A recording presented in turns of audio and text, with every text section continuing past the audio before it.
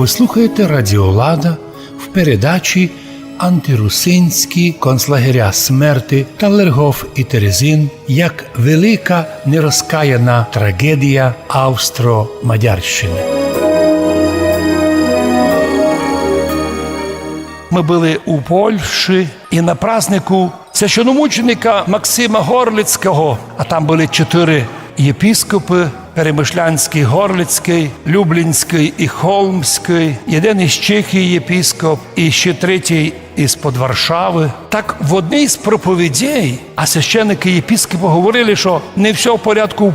Католикам всі двері відкриті, православним де зайдеш 3 двері. Вони мають тепер сторіччя Флоренської республіки. У Флоренції колись була провозглашена Лемковська республіка.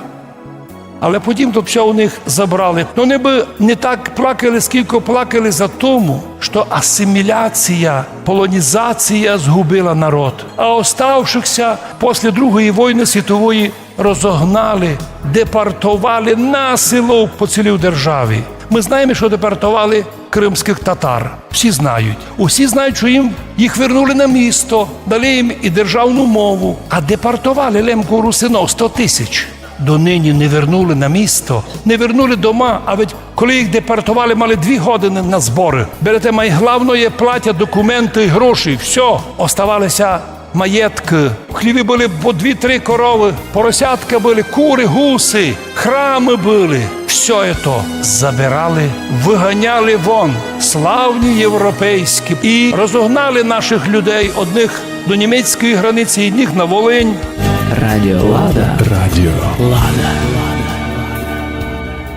Пройшли роки, історія кається. І от сказав єпископ Паїсій Горлицький слова: ми в Польщі тепер, да ще й в Європі, не захищені за те, що ми православні. Ми не надіємося ні на конституції, ні на якісь там європейські закони і хартії. І якщо нам Бог не поможе, цей світ дикий давно би нас розтоптав і розогнав. Радіо Лада. Радіо Лада. Ситуація і в нас таке в цілому світі. Якщо ти заблудший сектант, двері відкриваються автоматично. Якщо ти православний, канонічної православної церкви, ти шпіон, двері закриваються. Но ми помним слово Христа. Хто хоче змиритися з цим світом, придобритися до цього світа, пропаде. Тот, котрий має своє мнення і став у конфлікт із цим світом, тот це спасе. Поэтому, коли нас світ цей ненавидить, каже Христос, не удивляйтеся. Якщо вас ненавидять, знайте, мене, Христа, Месію, Бога, прежде вас цей світ возненавидів.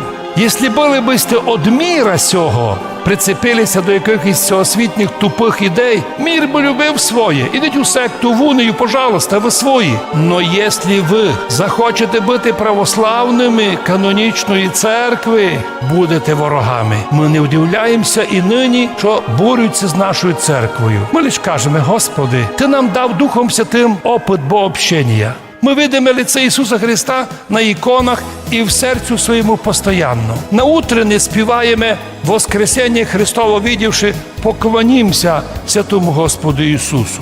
Так поступаючи, і тут на землі, маючи опит богообщення, откинувши научний атеїзм і сумрак примітив релігіознавців і всеосвітніх нашим подсказчикам, ми держимося віри візантійської, до київської, перебуває в тій релігії, ми будемо учити людей цього світа, що таке лице Ісуса, як розуміти віру, що таке православ'я. Іншого варіанта нашим опонентам не даємо, бо ми обладаємо тим, чим наші опоненти не тільки не обладають, а й не хочуть.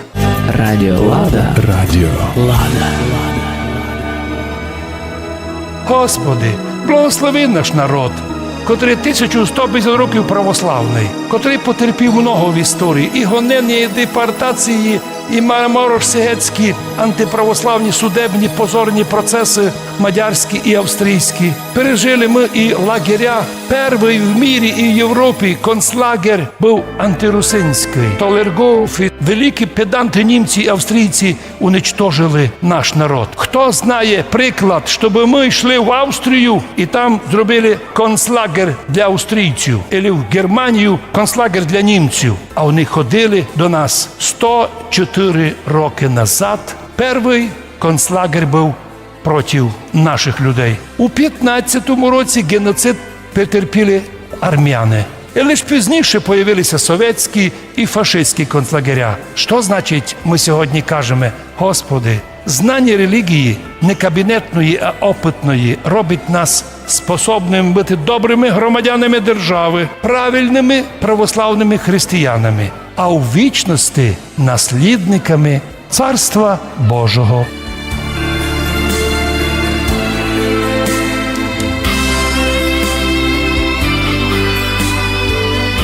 Ви слухали передачу «Перші антирусинські концлагеря смерти Талергоф-Терезін» як великий доказ донині невиправленого злочина геноцида русинської нації у 20 віці. Важно розуміти, що всі про то знають і замовчують, бо то велика була трагедія, і то великий був злочин проти чоловічності, який би і нині може справити, но многі уже бояться про то говорити. Особенно пострадали час у тих концлагерях лемки русини, лемковини, а також переживши страшні годи асиміляції і насильственного переводу їх в унію.